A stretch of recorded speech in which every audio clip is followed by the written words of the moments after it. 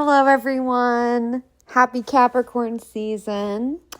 And in honor of Capricorn season, I was wanting to go over the energies of January and what I would think is going to be appropriate for the energies we're kind of working with during this time during Capricorn season.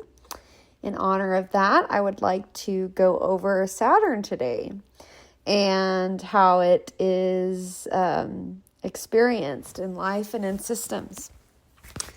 I have a pretty close relationship with Saturn myself. I have Saturn on the IC in Capricorn, so very Saturn energy in my core.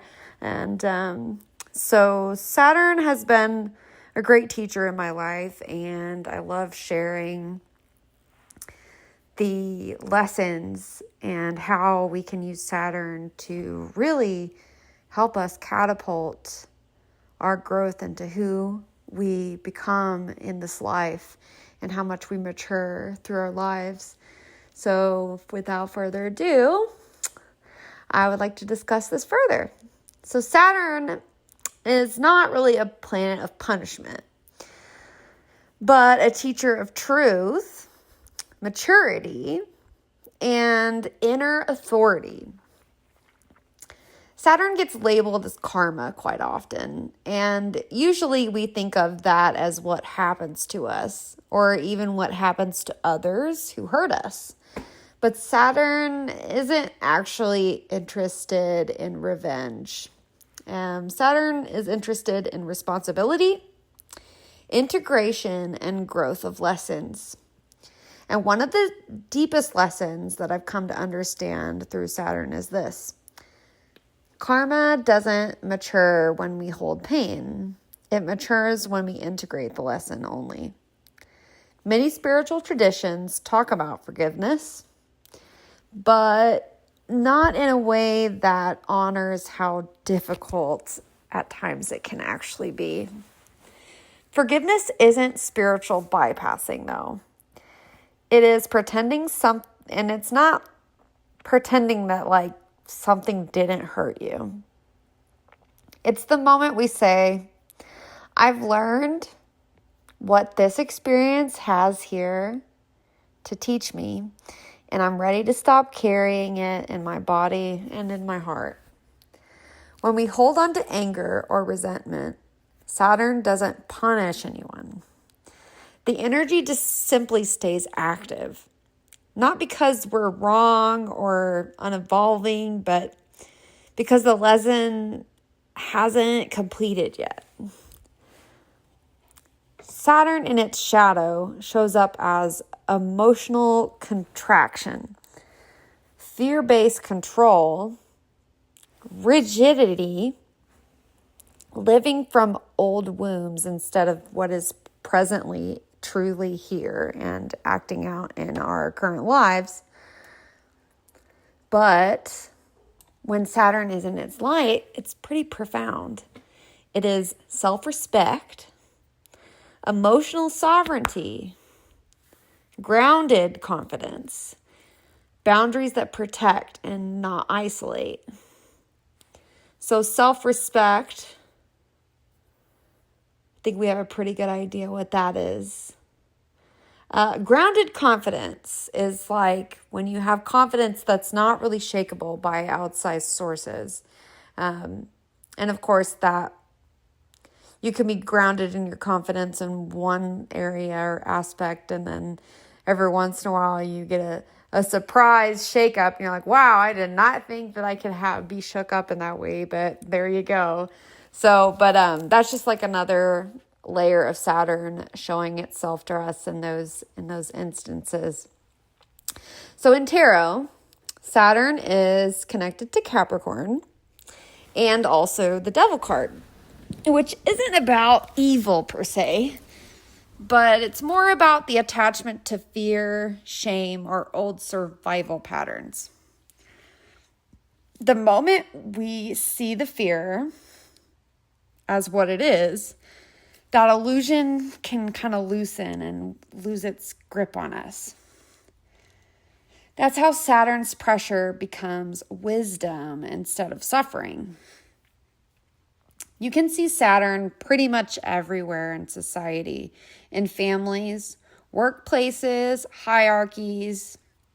At every level, fear tries to convince us that we're separate, unsupported, or unsafe. But that belief is the illusion Saturn asks us to outgrow. When we choose courage, honesty, and self-responsibility, and not perfection, we step into Saturn's highest expression, which is earned peace. Forgiveness, in the sense, doesn't mean forgetting. It means saying, I no longer need to carry the weight of this lesson. It has changed me, and I am now complete in this area of my life. That's when, or at least at this layer, not to say that things are always complete, because they're not. Every time I feel like I've kind of sealed the lessons of Saturn, like the next one kind of shows up. And I think that really has a lot to do with just having Saturn on the IC. But I mean, Saturn will keep it's, to me, is the cosmic onion. It actually inspired one of my latest paintings. Just when we peel off a layer of delusion, there's another one exposed. But there's beauty in that, because every layer we peel back, the lighter we feel, the more joyful we feel. And Saturn can be one of the most brilliant teachers in that way. As long as we are able to let go of shame when it comes to lessons.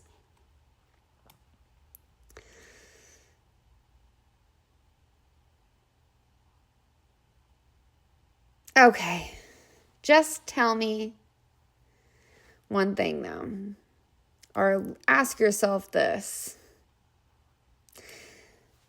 There's another layer of Saturn that I want to name sort of carefully because many people feel it but don't really talk about it openly, and especially when it comes to like metaphysical practices.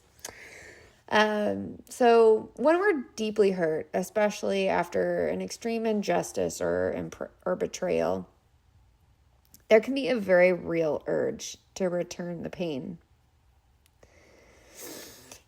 In the magical sense or energetic traditions, this is sometimes expressed as hexing, and people feel the need to do this whenever they're acting out of fear that they do not believe that Source is protecting them and holding them, and that there's some reason that they need to like act that out. No judgment, do what you do, but for me, it's not really worth it. Here's the truth most people don't say out loud. A hex born from hurt can affect someone. It really can. If they're already energetically in a line with that frequency. Saturn doesn't need us to punish anyone. If someone is out of integrity in their actions, their own structure eventually collapses. But here's the part Saturn teaches with absolute clarity. When we attempt to wield punishment from a wounded heart, we bind ourselves to the injury. The injury, and this even goes for thinking badly about someone or wishing that they get theirs, or it poisons your heart. But the energy doesn't just move outward. It has to pass through. It has to pass through us first, and whatever passes through the heart takes up space. When that space could be filled up with something more like love or creativity or safety, rest, a new timeline that's more in alignment with our soul and our joy. Instead, it becomes heavy. and occupied by the memory of that harm. Saturn's law is not about revenge. It's about consequences and containment. When we hold on to hurt long enough to weaponize it, Saturn doesn't really judge us. It simply asks, is this the load you want to carry? Is this the cost? Is it worth the cost of what you will have to carry to initiate this? Because carrying it does have a cost. True power isn't the ability to curse others. It's the ability to release what no longer needs to live inside of us. That doesn't mean bypassing anger, because anger is a lens to clarity. It means allowing anger to complete its message without letting it build a home in your nervous system. When we release the need to punish, Saturn doesn't take away power. Saturn returns it to us, refined, stabilized, and sovereign. That's when karma no longer needs an agent, and it never really did. That's when structure replaces chaos. That's when the heart becomes light enough to receive love and abundance.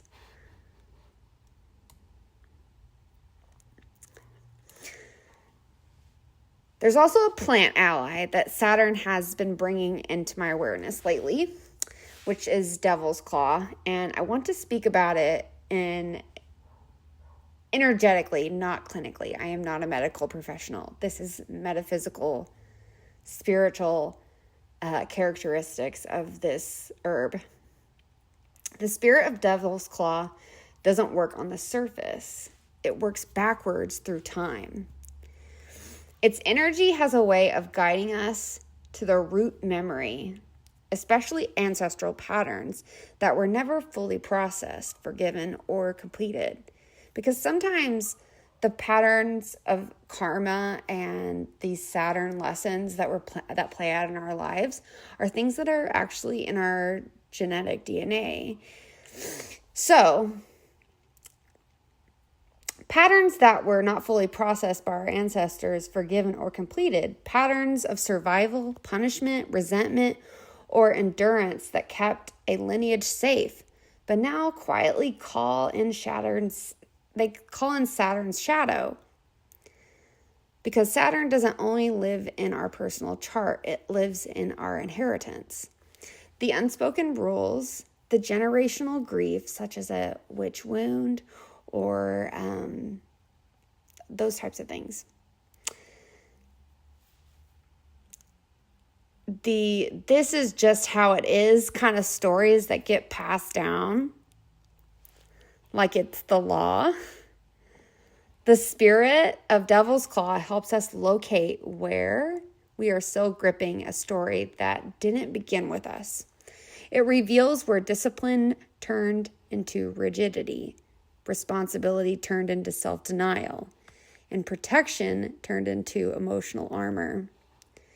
And here's the Saturn connection. Ancestral patterns often feel heavy, not because they're evil, but because they're unfinished.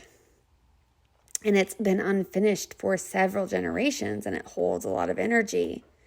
Saturn's shadow shows up when something that once served as survival is no longer aligned with life. Devil's Claw doesn't force release. It brings the awareness to the grip. It asks, who taught you to hold this? Who needed this strength before you? And are you still meant to carry it now? When we consciously witness inherited structures, Saturn shifts from punisher to teacher. The weight begins to loosen, not through force, but through recognition. This is how ancestral healing actually happens, not by rejecting the past, but by honoring it enough to let it rest. And when that weight leaves the heart, Saturn's shadow no longer needs to speak through struggle. The lesson had been learned. The struggle can soften, and the lineage can exhale. Sometimes what we call karma is simply an ancestral memory asking to be seen. And once it's witnessed to, Saturn just releases the hold. If you've ever felt torn between justice, peace, between anger and love, Saturn may be asking you to put the weight down. Not because you were wrong in feeling it, but because you're ready for something more spacious. If this resonates with you, please let me know down in the comments. I would love to hear about it. I love to hear about people's Saturn story and their journey through maturity. I think it's one of the most substantially beautiful paths that we go on in our lives. And once we've gone through significant phases of Saturn, there's so much abundance that we can call into our lives. And I love hearing about people's stories when it comes to Saturn. So thank you guys so much for listening. I hope your Saturn season is awesome and great. Oh, also, I was going to say, with the Devil's Claw, I really like the combination of the spirit of kava and cinnamon with this herb.